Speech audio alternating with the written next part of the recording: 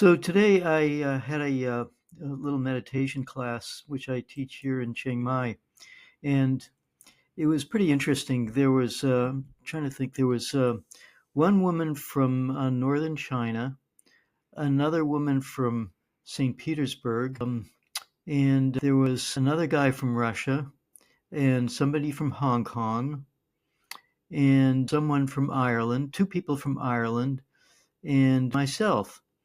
So we did our usual practice. What I do is I give some instruction on kind of warming up to loosen up your body before you sit cross-legged, because most people are not naturally flexible enough to sit in what is called a lotus position or anything approaching that. So I give a little bit of instruction and kind of yoga type exercises, that sort of thing. Then did a 15-minute period of meditation, walked them through how to do that, took a break, did another 15-minute meditation session, and then I gave a talk about what Buddhism is, and I talked about the fact that Zen is actually, it's one of different schools of where the Buddhism that they teach mostly in Thailand is called Theravada Buddhism, which means the way of the elders, and the kind of meditation and practice Buddhism practiced in Tibetan Buddhism is a somewhat different style. There's a different approach, but much of the meditation practice itself is really basically the same. In all these schools, they're basically just sitting there and being mindful of what's actually going on.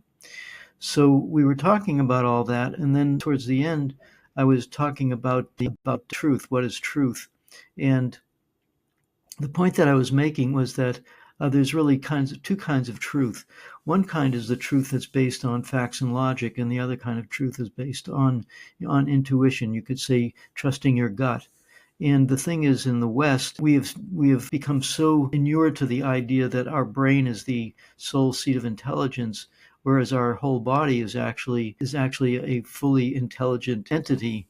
And when somebody says, I feel something in my gut, it's because your gut has something. Your heart and your gut feels something. If something isn't quite right, your gut will tell you that. You don't actually necessarily need to use facts and logic to do it, although that can help, of course.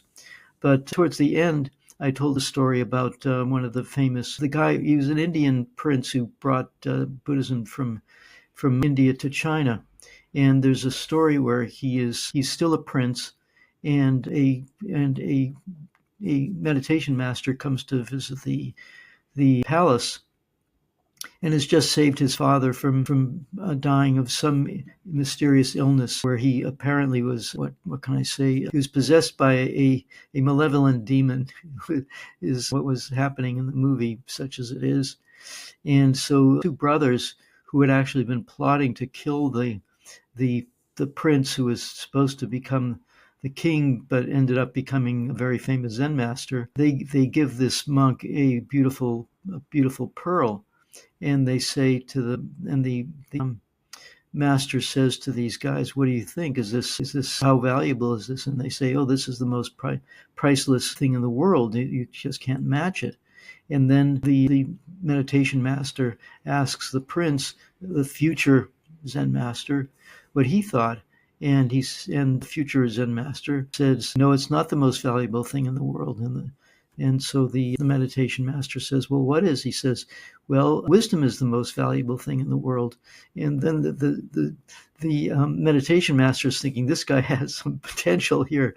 He says, "Why do you think so?" And he says, "Well, because knowing the difference between true and false, that's more important than having just some beautiful jewel, or knowing the difference between right and wrong. That's more important, more valuable than just having some material object."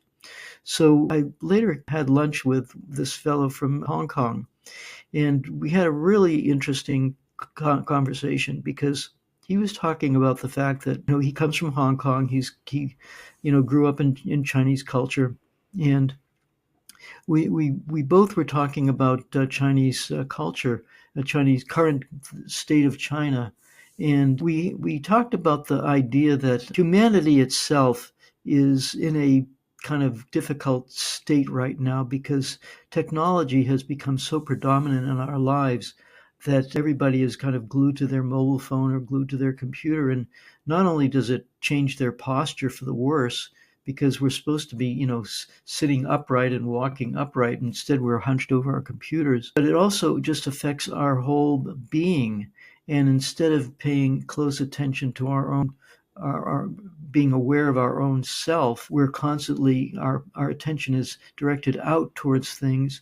And then most of the stimulants that we get are outside stimulus, and you could say they're propaganda of one form or another. So I gave the example of, if you go to just a regular market, like here in Thailand, every Saturday I go to a regular market, and where you go to the truck and they have vegetables, and you see the vegetables. It doesn't have a package. It's just vegetables. It's just fish in a barrel, or things of that nature. So it's not packaged. It's just exactly how things are. And I compared that to when you go to a supermarket and everything is packaged, and the packaging is all saying, buy me, show me your attention, give me your attention, give me your money, this kind of thing. And so our whole civilization is based on this idea of packaging and distraction, and people have lost contact with real reality. So this is a very interesting conversation that we had. And so I just wanted to bring that up as a kind of a little vignette, so to speak, of what happened today.